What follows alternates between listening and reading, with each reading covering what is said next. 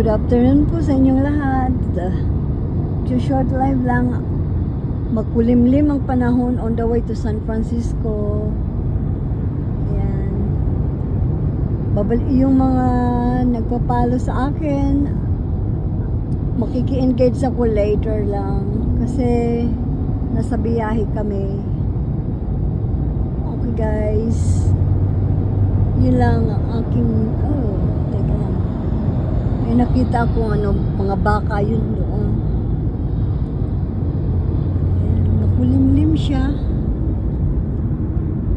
Ito ang panahon dito papunta sa... Ayan. Medyo ma-traffic. Marami sasakyan. Yeah, marami sasakyan today. Tagal din namin hindi nagbiyahe papuntang San Francisco. Ayan. On the way kami.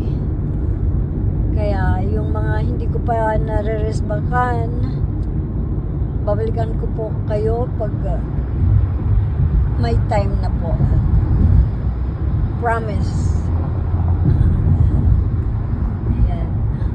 Sa ngayon, ayan, samahan nyo muna kami sa aming pagbabiyahe papunta sa SF. We are coming to the Altamont Pass. Yeah, we are coming to Altamont Pass. Ayun na.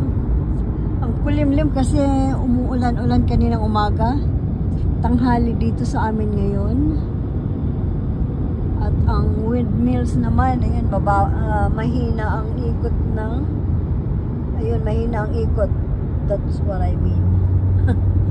Yun ang ibig kong sabihin. Halos hindi makita yung windmills.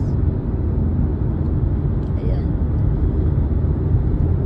Nasa North Lane na kami. Ayan. Kaya ito. Papunta sa Sacramento yun. Medyo traffic din. There is the Altamont Pass. Now, we are close to Altamont Pass. Yan. Ako ang tagapagbalita. Weather forecast. Ayan siya. Ayun, may mga baka dun sa taas. Hindi ko naharang ng truck yung mga baka. Ayun na, nagsisikain sila. Ayan. Ayun yung mga baka. I don't remember what do you call this black Angus? Huh? The black cow. Black Angus? Black Angus, yeah. Yeah. Ayan, ang daming sasakyan. North Lane, ito na sa Altamont Pass na. That's the Altamont Pass. Okay guys, have a good day everyone. Altamont Pass. Yes, Altamont Pass. Hanggang dito na ang aking video sa inyo. Bye! Have a good day everyone.